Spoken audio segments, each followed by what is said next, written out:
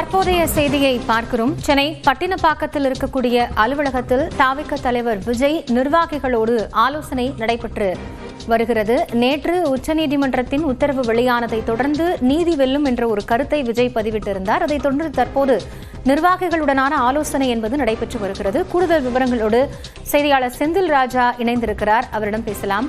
செந்தில், இப்போ இந்த ஆலோசனையில யார் யாரெல்லாம் இடம்பெற்றிருக்கிறார்கள், எந்த அடிப்படையில் இந்த ஆலோசனை என்பது நடத்தப்படுகிறது, இதனுடைய முழு விவரம் என்ன?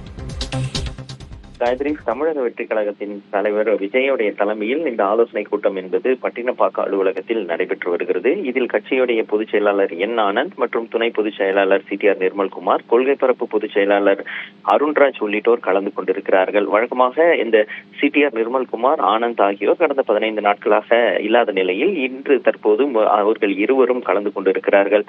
குறிப்பாக பார்த்தீர்கள் என்றால் விஜய் அந்த கரூர் கூட்ட நெரிசலில் உயிரிழந்தவர்களின் குடும்பத்தை நேரில் சென்று சந்திப்பதற்கான அந்த ஏற்பாடுகள் நடைபெற்று வருகிறது. காவல்துறையில் அனுமதி கேட்டு இருக்கிறார்கள். இந்த நிலையில் தான் இந்த வாரத்திற்குள் அவர்களை நேரில் போய் சென்று சந்திக்கிறதுக்கான ஏற்பாடுகள் என்னென்ன செய்ய வேண்டும், எவ்வாறு சந்திக்கலாம் என்பது உள்ளிட்ட பல்வேறு விஷயங்கள் குறித்து இன்று நடைபெறக்கூடிய அந்த ஆலோசனையில் விவாதிக்க இருக்கிறார்கள். காயத்ரி, நன்றி செந்தில். இது குறித்த கூடுதல் விவரங்களுக்காக மீண்டும் இணையலாம்.